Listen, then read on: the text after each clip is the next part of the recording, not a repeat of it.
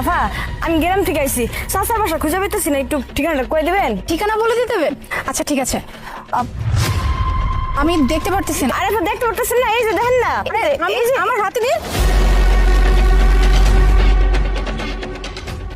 আফা আপনার তো মোবাইলটা তো আমার দেন। এই ব্যাগটাও তো আমার।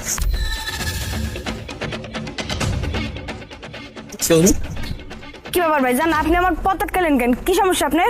না কোনো সমস্যা না, শুধুমাত্র আপনি যে জিনিসগুলো চুরি করে যাচ্ছিলেন জিনিসগুলো ফেরত দেন। চুরি? আমি কার জিনিস চুরি করছি? আমি দেখি আপনার চোর মনে হয়। দেখেন ভাইজান, হুটহাটাইয়া আপনি আমার পথ আটকাইছেন। এখন যদি আমার লগে বেশি বাড়াবাড়ি করেন না, তাহলে কিন্তু আমি পুলিশে ডাক মুখ করে দিলাম। আমার চাইতে দেন তো ভাইজান। বুঝতে পারছি, স্বীকার করবেন না। আবারও বলতেছি, ভালোই বলতেছি, যেগুলো জিনিস চুরি করছেন ফেরত দেন। আরে ভাই আমার মনে হয় আপনার মাথার সমস্যা আছে। আমি কোনো কিছু নেই নাই, আর আমি চুরিও করি নাই। এখন সরেন, আমার যাইতে দেন। দাঁড়ান, তাহলে এক কাজ করেন, হাত দুইটা যে পিছনে লুকাচ্ছেন দেখেন। এই যে দেখেন আমার হাতে কিছু নেই। আরে ভাইজান, মেয়ে মানুষ যেটা গিয়ে হাত ধরতে মন চায় নাকি? আমার হাত ছাড়েন করতেছি। ওই হাত বের করেন।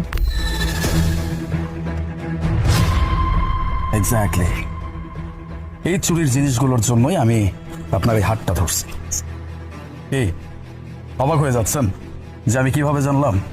অনেক দিন যাবত আপনাদের এই চক্রকে ধরার চেষ্টা করতেছিলাম, কিন্তু কোনোভাবেই হাতের নাগালে পাচ্ছিলাম না। আজকে একদম হাতে নাতে ধরে ফেলছি। বুঝতে কষ্ট হচ্ছে? আরে ভাইজান, আমি চুরি করি না, এগুলো আমার জিনিস, আমি নিয়ে যেতেছি। আর আপনি কই থেকে আমার মিথ্যা অপবাদ দিতেছেন? বুঝতেছি না তো কিছু। তাই না? এই জিনিসগুলো তোর, এই জিনিসগুলো তোর। আর কত মিথ্যা কথা বলবে? হ্যাঁ কি খুব অবাক হয়ে গেছিস তাই না? যে আমি এখানে কি করে আসলাম?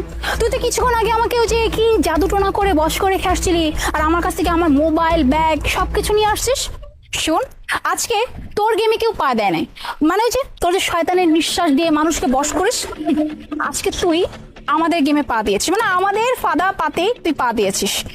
আর শোন, একটা কথা বলি, এই যে তোরা তোরা না দেখতে অনেক অসহায় লাগে, কিন্তু তোরা আসলে অনেক চালাক, আর তোদেরকে ধরা কিন্তু এত সহজ না।